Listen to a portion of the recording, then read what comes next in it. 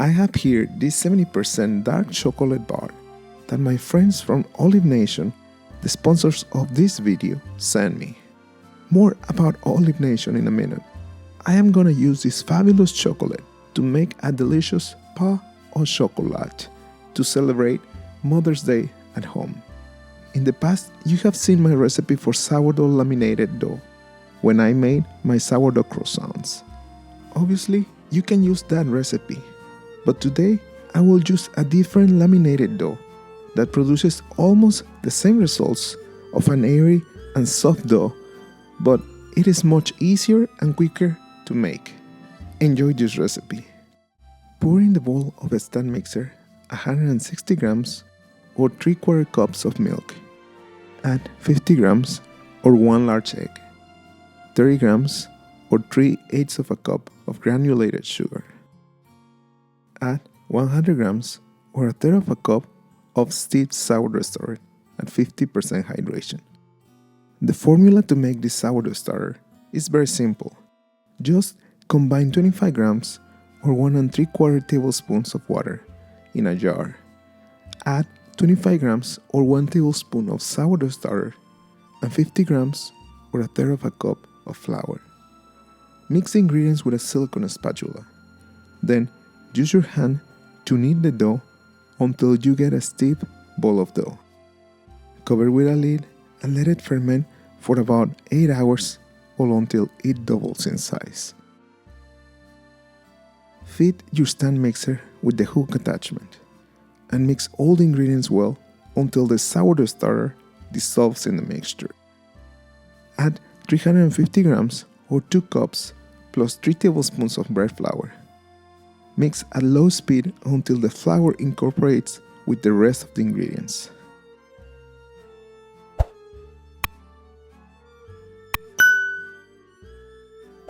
Add 30 grams or 2 tablespoons of butter at room temperature and 6 grams or 1 teaspoon of sea salt. Knead the dough for about 20 minutes until the dough is soft and elastic like this one.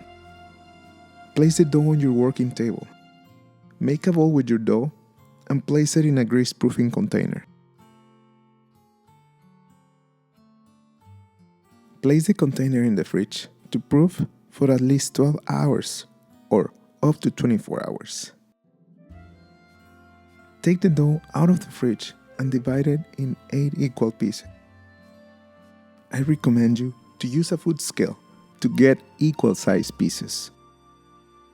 Grab the portions of dough and make balls with the dough. Add tension to the dough as you make the balls of dough and let the dough rest for about 10 minutes covered with a towel on the counter. Take each ball of dough and stretch it into a rectangle of about 6 by 12 inches or 15 by 30 centimeters. Use enough flour to prevent the dough stick to your rolling pin. I like to use my hands to stretch the dough because that speeds up the process and it helps to keep the shape of the dough. Place the dough on your working table as you keep rolling the other balls of dough. Now, place the dough on the working table and spread 20 grams or about 2 tablespoons of unsalted European butter with your hands. I am using European butter because it has a higher content of fat, better quality, and more flavor, but you can use any butter you like. Place another layer of dough and repeat the same process. Make sure that you keep the same size and shape of the dough as you keep adding the layers of butter and dough. Place the last layer of dough and press the dough well with your hands.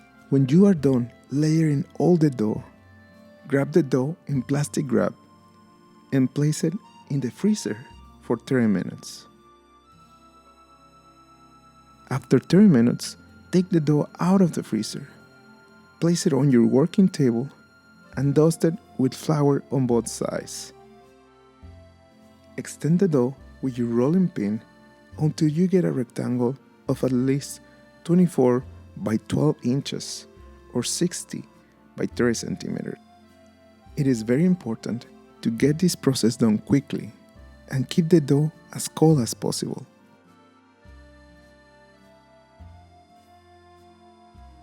I am having a little problem stretching my dough.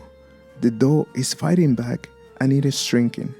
So what I'm gonna do is that I am gonna grab it in plastic wrap and put it back in the freezer for 15 minutes so my dough gets another chance to rest and it is easier to stretch. After 15 minutes, it should be easier to stretch the dough.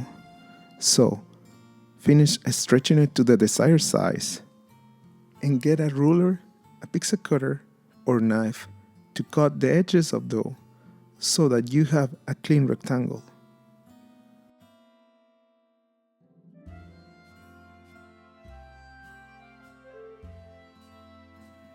Now, mark the dough with a knife every 3 inches or about every 8 centimeters. And then use a pizza cutter to cut 8 equal pieces of dough. As soon as you have all your pieces of dough, place a piece of chocolate bar on one of the extremes of the dough and roll the dough around the chocolate to shape the bread.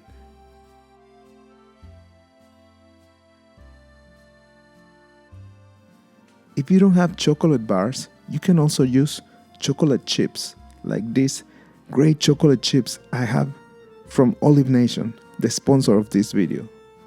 Olive Nation is a company that sells more than 200 flavorings and extracts, hundreds of spices, candied fruits, flowers, great baking and cooking ingredients. They have great quality products and they are all listed on their website. You can also find them at Amazon or Walmart.com and other reputable marketplaces. Go check them out on their website and use the discount code that you can find in the description of this video to get anything for your baking and cooking needs at a great price. So if you're using chocolate chips, place all the chocolate chips on the dough and shape the dough the same way you did with the chocolate bars. Look at all those layers of butter and dough. This bread will be so delicious. So place this dough on a prepared baking sheet with parchment paper or a silicone mat and cover the tray with a lid or a plastic wrap for about 8 to 12 hours at around 72 degrees Fahrenheit or 22 degrees Celsius to avoid melting the butter in the proofing process. I usually proof this bread overnight to have the dough ready to bake in the morning. Brush the dough with egg wash. To make this egg wash, whisk 1 egg with 1 teaspoon of heavy cream or milk.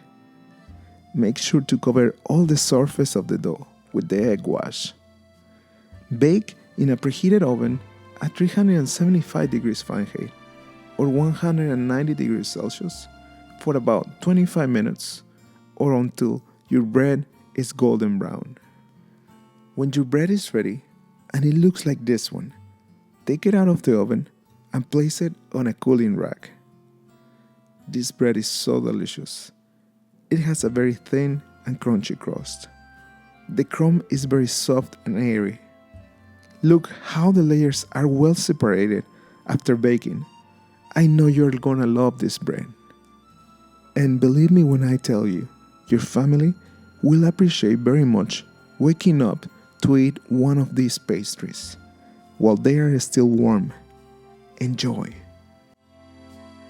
Thank you for watching this video. Please like and share this video. And if you haven't subscribed, please subscribe.